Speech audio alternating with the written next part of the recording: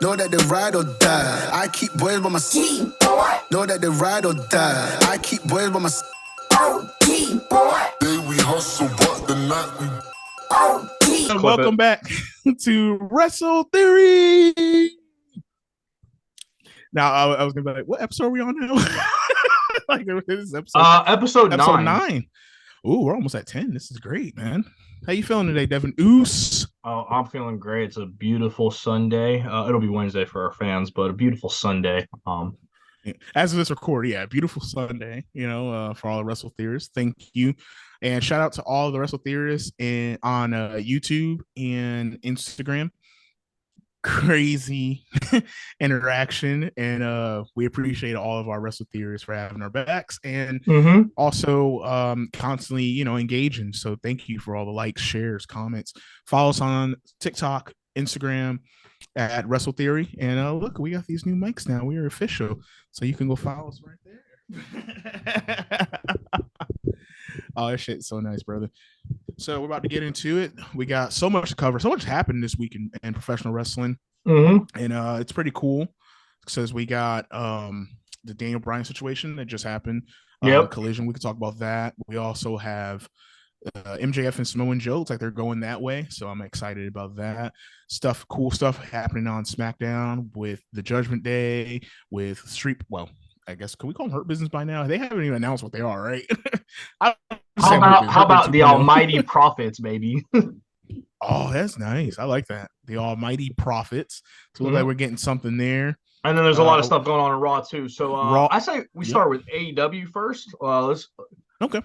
So we can start with the Daniel Bryan stuff. I think that's the most freshest thing. So those who don't know, Daniel Bryan came out and said that he told his family and his daughter that when she turned 7, he was going to start wrapping up his career. And she's currently 6, which means he's implying that he's only got about a year left of wrestling. Which is so sad. It is, but I mean, I'd rather wrestlers end on their own terms than me too. Wrestle until they can't physically, because it's like they give their lives and they give their bodies to put on for us. So, I mean, especially after him being medically retired once in his career, if we can get him to retire on his own terms, I'm cool with it. He gave us a good decade and a half of great matches. Yeah, man, for real. Like, and big shout out to Bryan Danielson, Daniel Bryan, for WWE fans who haven't switched over. But he's very similar to like Edge. Edge is in that same boat right now because he's like, man, I had to leave before just like Bryant because of injuries. But then I was able to come back, had this nice run. But now they're on this fence because they're like, do I want to leave on my own terms or do I just have to have someone carry me out the damn ring one day? So, and on top of that too, when you have kids, bro, it's like, you want to be there for them growing up. You don't want to be out on the road 24/7 because you got to think when you have a daughter who's 6 years old, you know what? She's in school. So, I mean, they're living in one place and their dad is just all around the world putting on bank. Well, I mean, honestly, just Chicago if they're AEW, let's be real. But, but they're traveling. Maybe all over sometimes, Wembley, he had a great match too. And actually, I was surprised, like Bryan Danielson, he's been making a lot of the wrestling news because for one, like a lot of people were very surprised that he showed up to Wembley when he wrestled there because a lot of people from a lot of the reports are going on. He still was healing from the broken arm, but looked like he healed really fast. So put on a great match with Ricky Stark. So yeah, that strap match, man, that was pretty good.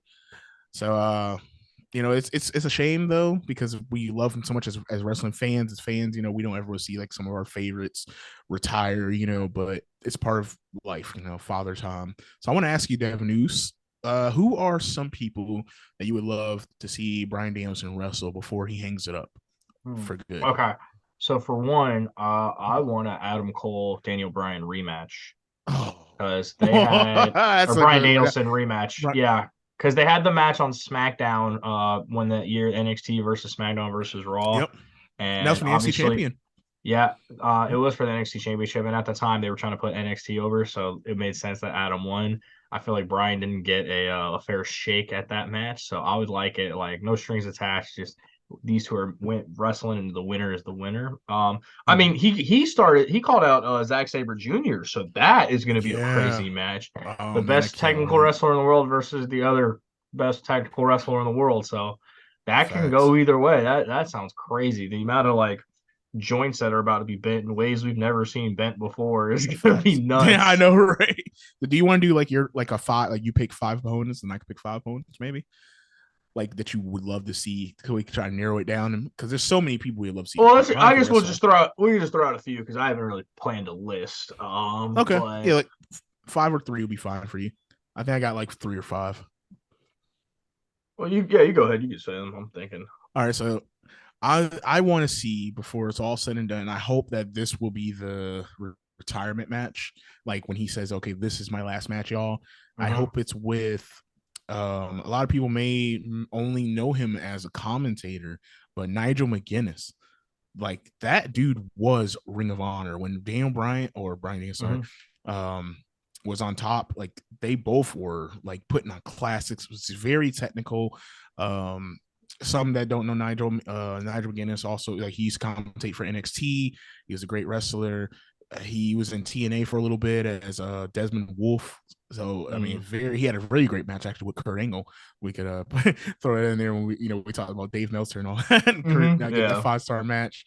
But that is one person that I hope. And there was rumors that was supposed to happen when they went to Wembley, but after the injury, people were like, "Oh, he's not cleared, so that's why it didn't happen." Because Nigel's been out of retirement, or he's been in retirement for a while, but he said the one person that would get him out of retirement is Bryan Danielson. So I'm hoping that we can get that match before it's all said and done. That's a good dream one. A person I would like to see him wrestle again, I think would be cool, especially since we have a year to play in this match, right? Yeah, we got a year, and we know he's going to be with AEW people. Yeah, so that's the thing. This person's actually a WWE guy, and I know this guy has no intentions of going to AEW, but I think it would be kind of cool for like the Miz and Bryan Danielson to have like one more match, because their history is so entangled, like it's not even funny. Like Miz was his pro for NXT, like the first version, and then they just had rivalries going back and forth through the years. Then there was the whole Talking Smack era. So it was just like the Miz always felt like he created Daniel Bryan, and Daniel Bryan was the one who grew above him with the Yes movement. But yeah, that's a pick I'd have for. I know it's not gonna happen, but I think that would have been a really cool one. Hey man, it's wrestling, bro. Anything could happen. So who knows? Maybe he retires, and somewhere down the line, maybe Miz is like, "Yeah, I got a retirement match," and then they could work something out years down the line. And one last time, I would love that. Yeah, but Miz is like a WWE for life guy, so yeah, I think Bryan would have to be the one to go to WWE. Like if he signs like a short-term deal, maybe like a one. If they let him compete, I think that was one of the reasons he never came back, is they didn't let him compete. Wait, they came back. Remember, he got cleared from this concussion. Oh yeah. Actually, you're right. I'm sure he came back. Yeah, that was like a whole year. Yeah, I know, right? Yeah, he just left because he was just tired of the W system. Like he wanted to bleed. He wanted hardcore matches. He wanted more technical stuff, and W just like, nah, bro. Because it wasn't their style at the time. Yeah, and it still isn't. I mean, you see the stuff that he's doing with Moxley and Claudio. Like that stuff would never fly in WWE. But that is actually one person I do want to see him wrestle too. Is his own BC member, Claudio. I think him and Claudio would have a really great match. So I think that's one that has to happen before he retires. I don't know, maybe it could be somewhere where they're breaking up the Blackpool Combat Club. Maybe, I don't know. But that's one. Yeah, how about you, brother? You got another pick I got one more. I would like to see, and I don't know if he's wrestled him before, but Will Ospreay, I think, would be a crazy match. Oh man, yeah, man. That's somebody I would pick. That is great. That was a great one. And for me, who I think would be another great one, the last pick I pick would be Kenny Omega. Omega's probably one of the best in the world still to this day. Yeah, there you go. We haven't really done a gun one, before. We always do the one. Yeah. But I think that would be a really great match. They're both, technical. They're both high flyers. They're both hard hitters. And it could be in Japan, because I love when Omega wrestles in Japan, because for some reason it's just they give him more time and the matches are just so much better. And Bryant loves to go to Japan too. Oh, I got one more. Hopefully. You got one? Okay, go ahead. Yeah. I think Bryan in Japan as the American Dragon versus Kota Ibushi would be a fire match. Ibushi, that would be a really good one. Yeah, that would be one I think would be a really cool one. He's got some like really good options for his final match, and I like that it's going to be on his terms. Facts. And mind you, too, he said when his daughter turns 7, he'll start wrapping up his career, which means it's not like she turns 7 and he's like, all right, I'm done. It's going to be like, okay, let me wrap up any loose ends. Let me spend the next 6 months doing what I got to do. Let me go for one last title shot, whatever. Because obviously, he's going to want to be, he's never been AEW champion. And I think he's going to want to be AEW champion at least once before he retires. Because he can say he was the WWE champion. He can say he was the World Heavyweight champion. He had them both at the same time at one point. So he was at the top of that company. Ring of Honor World Champion, too. He was a Ring of Honor World Champion. He has yet to hold that AEW gold yet. So I think that's something he should do. And he's gotten close several times, but he hasn't done it yet. You know what I would book? I would book it like MJF drops the AEW World Champion to Adam Cole eventually. Then we get that Adam Cole and Bryan match, like finally, like one last time Bryan versus Cole for the AEW title. It might have to be for that real world title belt, depending on who that gets that one. I don't know who's getting that real world title belt. I think it's the guy who blocked us, maybe. Yeah, we ain't gonna get I think he's keeping that on his mental. Yeah, we ain't gonna get into that. Yeah, but if you know, you know. Bro, but he blocked my personal account, bro. So I ain't even talked to him. I ain't even say nothing. Bro, man. you getting me canceled. All right. Also on AEW, we had Samoa Joe now entering a rivalry with MJF, and it just go crazy because it was like I didn't even realize the transition in front of my eyes. When did MJF become the face of the rivalry? When did that happen? I know he was man. You're a scumbag, and I know it was trying to be like a nice playful thing, but yeah, bro, he's a heel. How the hell did this happen where Samoa Joe is the bad guy? How do you make MJF like make us want to root for you? That's crazy. It's crazy, man. Like the whole MJF Adam Cole friendship competition to now tag champs and also still some competition, like the Better Than You Baby has just been so crazy. And everyone I ever like talked to within the wrestling business and videos that I've watched always say Adam Cole is one of the nicest guys in the world, like behind the scenes. So I think his real niceness, because they gotta be together all the time, I think has rubbed off on MJF, and now like people just love him. I mean, he gets over the freaking kangaroo kick like no one before. Bro, I love. So it was funny. I actually watched the video of the promo package building up to the kangaroo kick after the fact. I just remember that like one of the promos, like MJ was like, "I'm gonna do the kangaroo kick," and Adam was like, "No," and then you just see him do it like, and I was like, "Bro, what?"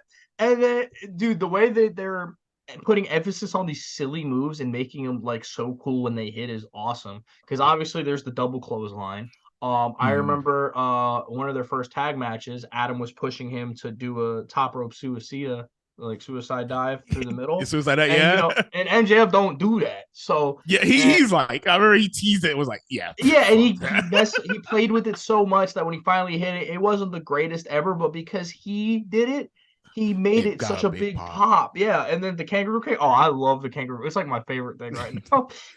For real.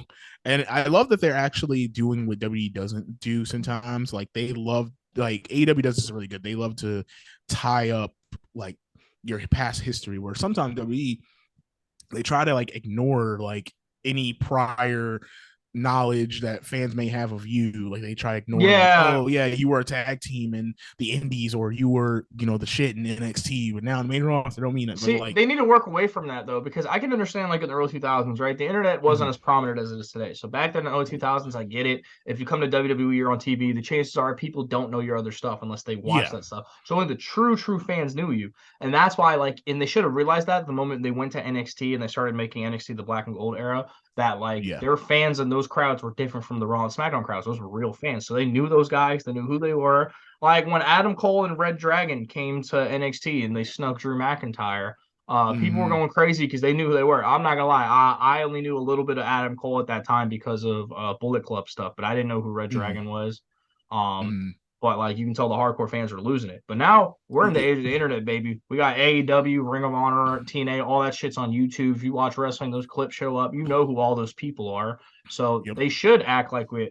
And also, it's crazy too. It'll be like it'll be like so are a tag team for like 10 years ago. The WWE split up, and then they act like they're like, oh, act like you don't know each other. And it's for like, real. Like, hey, bro, I hate that. I've seen them wrestle together. We can act like they've met before. Facts. Like, I hate when they insult our intelligence. Like, come on, bro.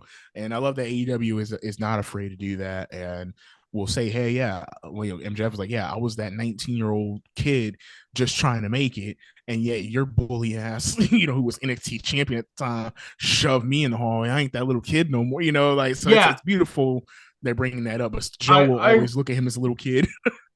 No, and that's what they should do. They should take real moments and turn them into storylines, because it's naturally it's more organic. It doesn't feel forced. It feels like it flows, and it seems like a nice story, because it's like, and on top of that too, like the buildup is so small but so big at the same time. Because think about it.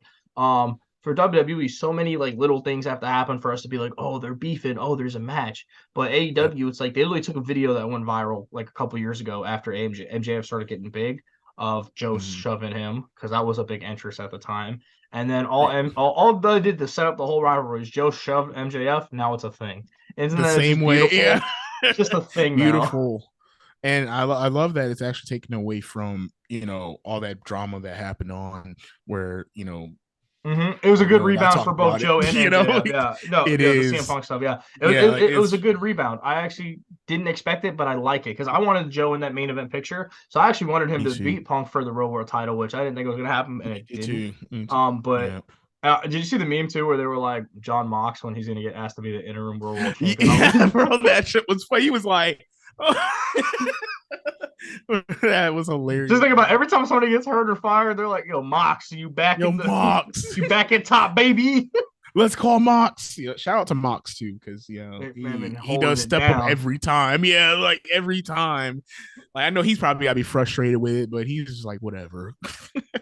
But I think that's gonna be perfect. I can't wait for. I think it's gonna be interesting. I think it's gonna be an interesting rivalry. And then you also got yeah, that's true. I know he was having some issues with his neck, but I thought that was probably kayfabe. But then again, who knows? I think it was kayfabe. I do like to man try to hit him with a muscle buster. No, I think it was kayfabe. Yeah, and I really want this to not get dragged out too long, but I do want them to have more than just one match. Like I want him and Joe to have probably like two, like one as a regular, just straight up, and then maybe the next one with a stipulation.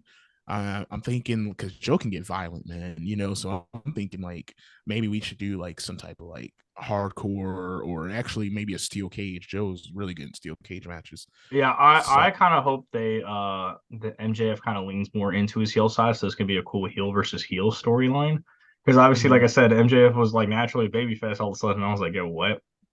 I think how cool it'd be. I think like you said, like and then you're gonna keep him as baby though, because the reactions he's getting, and he's cutting these fiery promos. That is true, because better than you, baby is working. But I think it would be super cool though if and this is like a fantasy book, and I don't think this is gonna happen at all.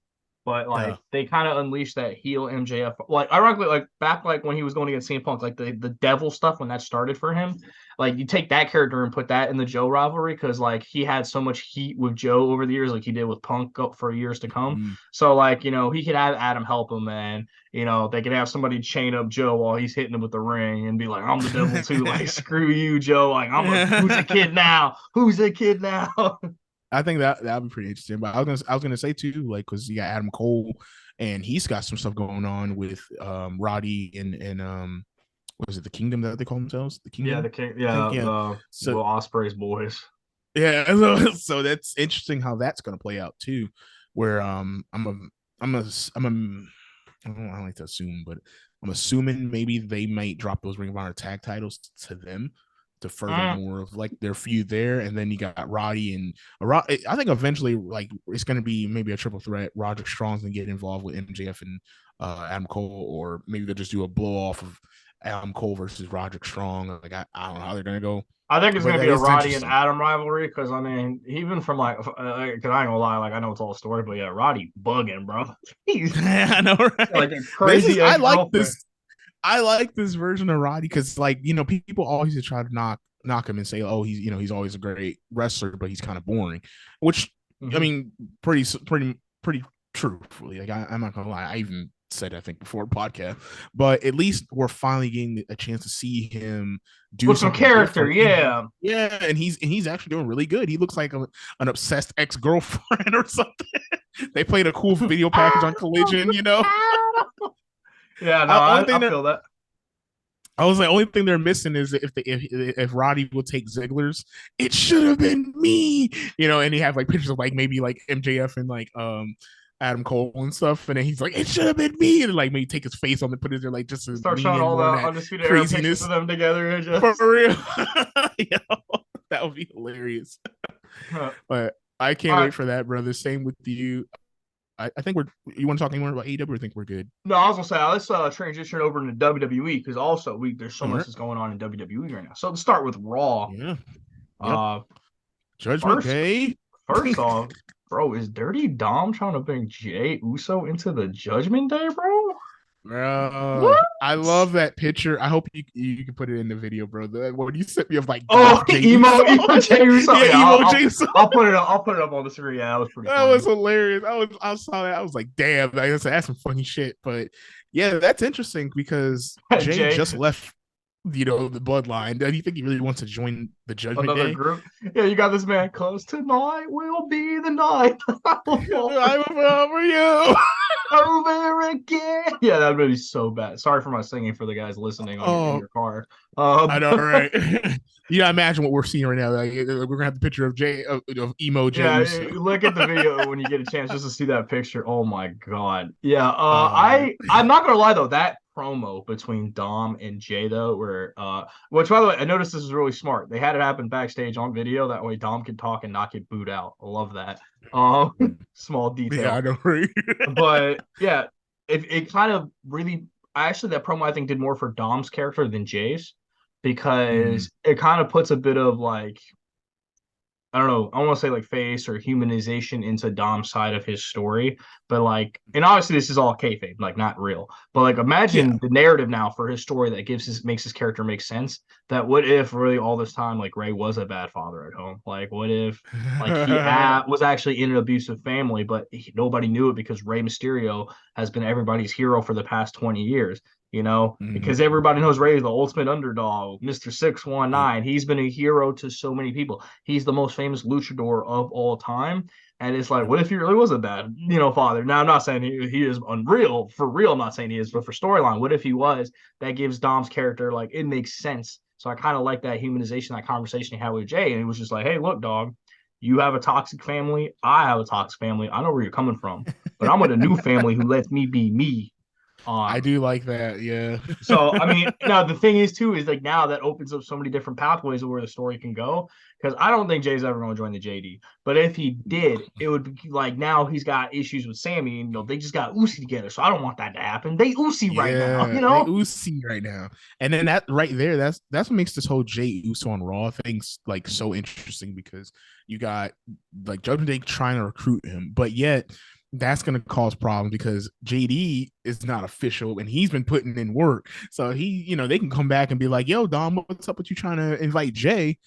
But I'm out here. I gave y'all a briefcase. I help y'all win matches. And you guys still treat me like you don't trust me. So that could be right there. Then you got Jey Uso and Sammy, they're feeling Usi, but KO's going to take some time off. But when KO comes back, he could be McIntyre. Yeah, because if I'm not mistaken, wasn't KO like didn't they have like a long rivalry with the Bloodline for at least KO's the first opponent. KO was the first opponent that Roman fought when he won the Universal Championship, and that was when it was just Jey and Roman, and so it was basically Jey and Kevin fighting every Friday night for Roman to fight KO at the pay-per-views and Jey to interfere. So yeah, no, he's got his history, and that's. I would say that's not even including his tag team stuff too, because I would say if you include that and the tag team stuff, like he's been feuding the Bloodline for, like I said, about probably 6 months combined, like probably longer. Like he's been, that's why it's interesting to see how they're gonna do this, because Sammy like, yo, that's my dog, you know. I would like them to. I think like naturally it'd make more sense for him to go with Sammy and Kevin, but at the same time, like we keep talking about, he's going to be a single star. So where are we going to go with it? And what makes this also more interesting too is Adam Pearce saying that SmackDown's going to get somebody now. So I love that they're actually including trades. Everybody says it's everybody says it's Cody, bro. Everybody thinks it's Cody. It's probably going to be Cody. Yeah. I think. I mean, I'm down with it being Cody because we talked plenty of times on the podcast before how we don't want Cody to win the Royal Rumble again just to face Roman. It's going to do more harm than good.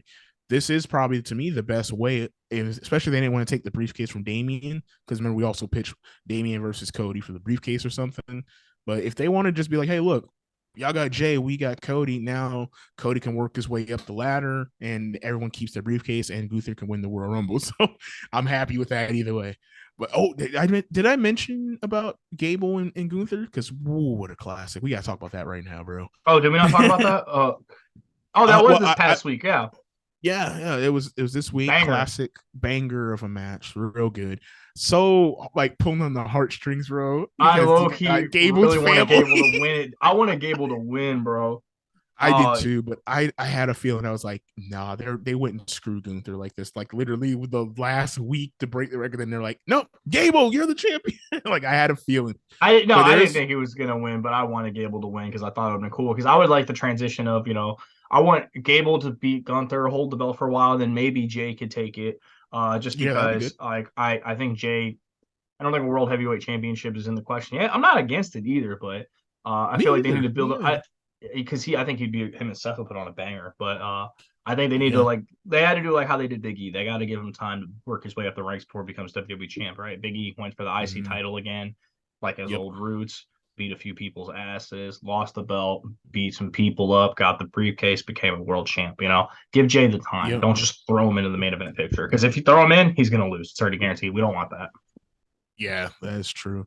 That is true, and that's really cool. When we think about that IC title match, like they said, they were pulling on the heartstring. They had Jason Jordan and like produced the match. I saw that. Yeah, he produced it, and then they even had a backstage segment with them, reuniting. So wish him luck. I really like that, and that's what we're talking about. WWE, like, keep going on that history. We like that shit. Yeah, because before, like, WWE will always get away from that, but I love that they brought him in there. They did a backstage segment that he had his family, his wife, his daughters, and they're dressed up in the Gable stuff, and it was just so sad to see. Like, I think they would start crying, because Gunther beat the shit out of their dad. So I'm hoping. And then as Gunther's choking him out, Christian Cage walks up and is like, "That's right, your dad's dead." I know, right? Shout out to Christian. I should have worn my Christian shirt today. Man, Christian, he is killing it as a heel right now, man. How's your father? How's everybody's fathers doing? Oh man, classic, bro. I love that he's leaning into that. I mean, I know, right? We lean right into Christian. Oh no, I love how Christian's leaning into the dad thing with everybody. Oh yeah, yeah. He is killing it too, man. I was gonna say I like that Gunther and Gable feud, and I really hope it's not over because there's reports that they want Gable to win the title from Gunther, but they're undecided on when.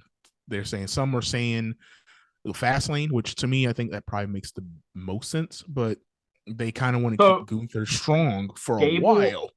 Gable cut a promo after that episode of Raw. It was one of those like phone recorded ones they upload like after the show.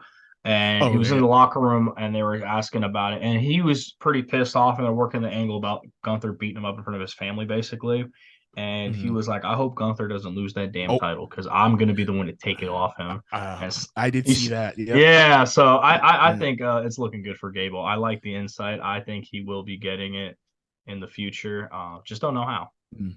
Yeah, that's so crazy because that's why everyone's been reporting so far. Like, they're I like, hope it's him. The guy they want, but they don't know how to get there yet. And like they're saying Fastlane. I've read some stuff where they're saying Royal Rumble, like they'll have a match maybe first on the card, and then Gunther will come back like towards main event to be in the Royal Rumble and win.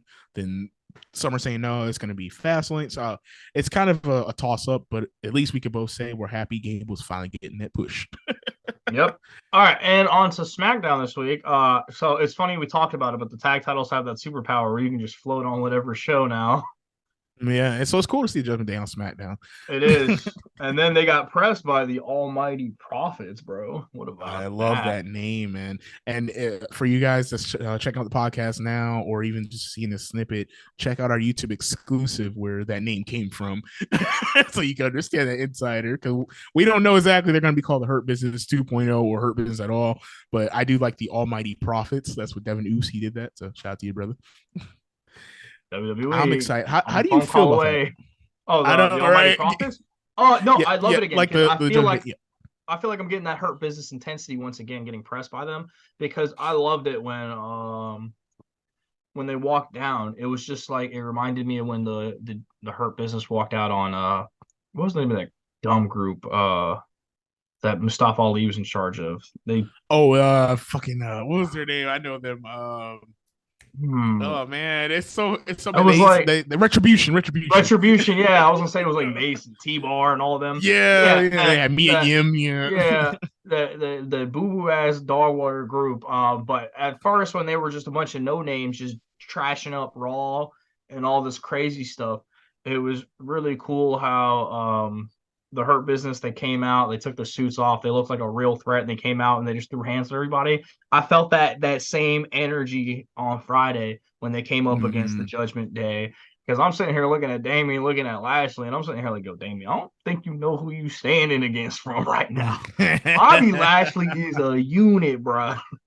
For real, man. And I can't wait to see that, man. That's gonna be a banger, because Street Profits can go, Judgment Day can go. You know what I'm saying? Lashley, of course, is Lashley. So when they start doing 6-mans, or even when they just do tag, they're gonna be bangers. When would you put the titles on the Almighty Prophets, basically? Like, you said when would I put the titles on them? Yeah, because Judgment Day just got them, but I'm like, damn, I kind of can't wait. No, they gotta let Almighty decked out. They gotta let Almighty cook first. Like, they just became a group, JD's been a thing for like a year now. And like I was telling you, as the bloodline declines, the Judgment Day got to rise. So now this is like primetime Judgment Day. They're gonna be riding high for at least till after Royal Rumble minimum. I think would be the shortest, like, for how good they're gonna look. I as far as specifically the tag titles, I don't see them losing them right now, because, like I was saying, with them being the biggest group in WWE, it makes sense that they have the ability to float on each show. But they look and we're getting Judgment Day everywhere, man. Even it's great. Like I told you, really I want more Judgment Day. There's so much inner stuff going on. And then I would like to say, after the backstage segment on Raw with the whole Judgment Day talking, it's like, I think Rhea might be the leader, bro. She kind of giving that. Like, even though Dom, in that interview with that backstage segment with Jay, was saying, we're all, leaders, and it's like, no, bro, like, Dom, clearly Rhea is the leader. At first we were all like, oh yeah, it's Finn, and now it's like, nah, Rhea she's mommy, I think she's taking the reins. She puts the foot down, because, mind you, in that same segment, you can tell that Dominic, because I rewatched them like out of order, but you can tell that Dominic was already planning to talk to Jay, because he said, like, hey, can I still talk to you about that thing? And she was like, we'll talk later. And that's at the very end of that clip, after they're talking about JD joining and JD winning his match against Sammy. He was asking mommy for permission, like, hey, can I talk to Jay about joining the Judgment Day? And like, she's gonna be like, yeah, babe, do whatever. Yeah, Dom, we'll do whatever the fuck you want. I don't care. Like, facts. They have such good chemistry, man. It's amazing to me that they're not really together. Like, they're so good. They kind of remind me of like Eddie and China. And they weren't together either for real. So, it's just either a showman or a showwoman. I like that though a lot. Judgment Day, all profits. Can't wait till they start throwing down. I'm excited for the Survivor Series, because more reports coming out. War Games is definitely coming back. So that's awesome. It's just it's like, who's going to be all in it? We know Judgment Day. Judgment Day is definitely having a team. Now, the question is, there's so many factions they can now jump in with that'll be, like, potentially the other side. Because now, like, Almighty Prophets could be an option, where you have them, and then they'll go get Carmelo and Trick for their 5. That would be a thing. And then... that'd be dope. I was say, Judgment Day now has 4 dudes, if you're counting Jordan Devlin, so they could probably get one more. Like I was saying, Rhea, just as a joke, as fuck it, like, she can, like, If they can get Randy on the other team, Randy would have no problem giving her an RKO. Randy's the only guy I think where he's like, yeah, you ain't modern day. Yeah, I can just see real like, yeah, you ain't gonna find no woman that can whoop me. And then they're gonna be like, who said we got a woman? And then I hear voices, bro. Yo, I would die laughing. I would pop for that. Like, yeah, I think that would be. He comes back after so long and he just RKO's Rhea in the movie. Oh man, that would be so good. That would be dope. But seriously, I think they got a lot of different ways they can do this. They can do All Might Profits and then like say add maybe Trick Williams, Carmelo Hayes. I don't think they'll go that route because Carmelo and Trick kind of got their own thing already going in NXT. But they could also, if they want to do Brawl and Brutes, because they kind of got some problems with Judgment Day, or they can just do Sammy KO, throw Jay in there, and then Cody, right now, I was gonna say right now, I still think Cody's building his Justice League against the Bloodline. Oh, well, I mean, if they could find a way though, Bloodline versus Judgment Day, they would need some more people though. Yeah, well, that's actually a great transition where we can go into SmackDown because what's going on with Jimmy? Because now he's like, I'm all in, and Paul's like, I gotta talk to the tribal chief because technically we didn't kick you out, but he didn't give the basically the blessings that you're in. There was the clip where AJ was pressing Jimmy and then Solo knocked him out, and Solo was like, when we say you out the bloodline is when you out the bloodline. But then he's been kind of sneaking around to come in, and so like I think it's the story is like so I see some people online are like getting kind of fed up with the story. They feel like it's ran its course, and they're like, oh, blah blah blah, you're just doing things. But I'm like, nah, because I think this works for Jimmy because he's trying to find his place right now. And I like that they're kind of not just putting him in his place, they're letting him ease into it. And it's like he's kind of playing this more desperate character right now because it was like he did what he thought was right to protect Jay. Now, don't remember, I still don't fuck with him for what he did, but put that out there. But no, it was. You notice neither of us really called him Jimmy Uso. We just called him Jimmy. Yeah, he ain't a Uso. But when we talk about Jay, we're like, oh yeah, Jay Uso. Yeah. So let's talk about this boy Jimmy Sokoa. Yeah, no, it's interesting because it's like this. Like I said, he's this desperate character, like just looking for a place at home, and he wants back in the bloodline now because Jay left him. Because he betrayed him. And I look at the whole situation, and I'm sitting here like, yo, Jimmy, weren't you the one that started the BS between the Usos and the bloodline? You started that's what a lot of people. And then you betrayed Jay, dog. Like what? Jay betrayed Roman for you, and then you betrayed him for Roman. Like, what does this mean? I have no idea, bro. Like that's so funny because that's what like a lot of people online are saying, like why they're kind of like tuning out or tuning away from the bloodline situation because they're like Jimmy started this whole damn thing basically from day one. Now he's the guy who's trying to get back in the crew. He turned on his brother. Roman probably don't want him, which I think that's when the story's really gonna pick up when Roman comes back because I heard he's on vacation right now. But once he gets back, then we can get that interaction between him and Jimmy where it's like, Roman would be like, who in their right mind said that you're back in the bloodline, or stuff like that. Cause, I think they can really drag it out. So I would say for wrestling fans to stay tuned, and don't think the storyline's done just yet. I think they still got way more layers to get there before we eventually get what we want. And that's a WrestleMania match between Jay Uso and just Jimmy. Gotta be a crazy match. Somehow, I think they're gonna find a way to tie it in. Oh, you know what? We'll just cross my mind. Remember when you said you wouldn't mind seeing Jay as the world's heavyweight champion? Let's say Jay finally gets a chance, like to wrestle, and then Jimmy comes and costs him that, and then he's like, "You know what, motherfucker? Fuck this. We're wrestling at WrestleMania." You know what I'm saying? Like kind of like somewhere down the line. Nah, bro, he can't cost this man another world title because the hood really not. It's gonna be on site for Jimmy, bro. If he keeps Jay from not winning another world title, nah, bro, he can't do that again. I get they want to. That's what I'm saying. I'm like, oh, the heat, Jimmy. Oh my god, bro. I think they're gonna wait until. I think they're gonna wait because like maybe like a year or two before those two get into it again to kind of let the story breathe a little bit too. Because I think that was the whole point of moving Jay to Raw. Fresh start, fresh everything. Let him get his new rivalries. We're on his own without the bloodline. That's why, like, for our YouTube exclusive video on the draft, I thought Jay and the bloodline should have been separated. But, it is what it is. He got drafted how he got drafted. Yeah. It's crazy just to think where that's going to go. I think it's going to be a little sooner than 2 years or a year. Like, I really think WrestleMania 40. I think that's where they're gonna head. Just kind of like with the Gunther and Gable thing. They just don't know how they're gonna get there just yet, but it's out there. It'll be a thing. We'll see. And of course, EO. Let's talk about EO too, because now it looks like they're gonna be leaning on with her and Asuka. I think that's pretty cool. Yeah, we talked. We were saying we wanted to wait on it, but they look like they're leaning that way. Yeah, because there's reports that they let Bianca Belair go on vacation, so they kind of I saw that too.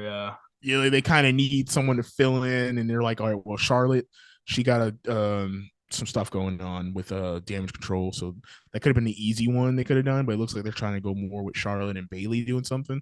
Mm-hmm. So I guess Asuka is the one that's left out, because other than that, I mean, I don't really know who else is on the SmackDown women's roster that could look like a credible challenger right away. Who's a main eventer? Like, yeah. I see what you're saying. That looks like that's the direction they're gonna go. So I mean, I'm excited for it. EO versus Asuka is gonna be a great match. I feel like they should have waited though. Fastlane, I don't feel like it's the stage for them. Like Survivor Series. I was just gonna Survivor Series would have been perfect, man. So I think definitely that's gonna be a good one. And then we also got our match of the week to get into, brother. Oh, so, yeah. Yeah. So I've talked about this way back in like episode, I think it was 6, that I was going to pick this man and give him his flowers, but stuff happened, with Bray and then, other stuff. So finally I'm going to at least give the flowers to Angelico. Sorry. Angelico. Okay. Yeah. Angelico. Yeah. Man, there's 2 matches that I really like, but I'm only gonna pick one because I like this one just a little bit better. But it was him versus Ricochet. Great match. And this was not at like Lucha. This was actually at like it was a What Culture Pro Wrestling. Remember that when that was a thing? Yep. Yeah. I think it's still a thing. I think maybe no, I think they're under. But that was a really good match. You could check it out on YouTube. Like just nonstop action. I would actually put it up there. Like I wouldn't say it's near like we're topping Ricochet and Will Ospreay, but it's like right there. It's pretty close, so that's who I'm putting. The only match I was gonna also say was him versus Johnny Mundo. That was a really good one too. Lucha, I was in Lucha Underground. Okay. Yeah, that was a great one. But I felt that one kind of gets the recognition it deserves. A lot of people talk with that. So I thought, well, if I bring this one in another promotion, maybe more people would check it out. I don't know. Yeah. What about you, brother? All right, so my match is going to be it's on Monday Night Raw, and I don't remember the year. I want to say it was 2016, but the match is Finn Balor versus AJ Styles. So Survivor Series, that was a good one. No, I don't think it was. I think it was on Raw because I remember. Was it Raw?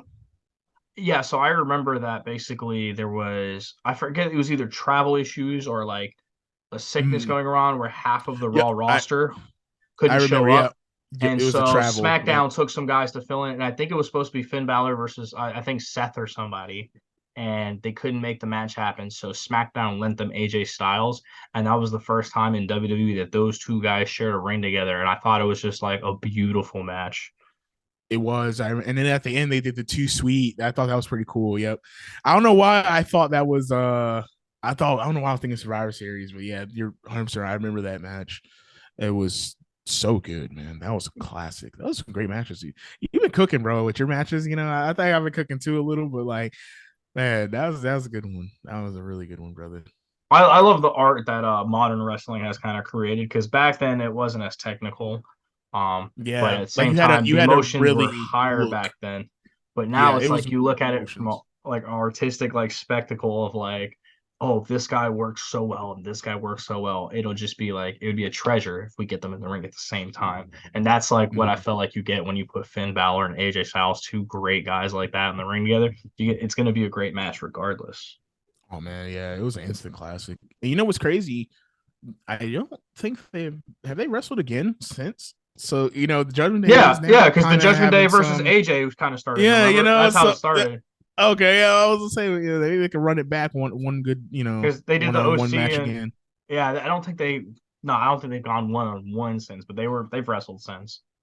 Yeah, so maybe we might get that 1-on-1 match pretty soon, but I'm pretty sure it'll have some type of screwy finish where Judgment Day gets involved at the end, or maybe the OC big brawl breakout. But man, that was some great Great choices, brother.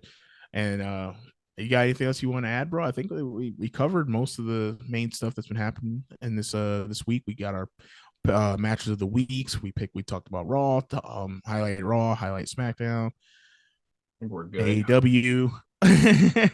What do you? I think that's about it. I think we're good, bro. Yeah. Hey, check us out on Spotify, Instagram, TikTok, YouTube. We also just dropped a new YouTube exclusive, as my boy just mentioned a bit earlier. Thanks for watching, guys, and we'll see you next week. Yeah, we'll see y'all next week. Our Wrestle Theorists. Thank you for all the love and support. Remember, like, subscribe, share, comment, all that good stuff. And we are out.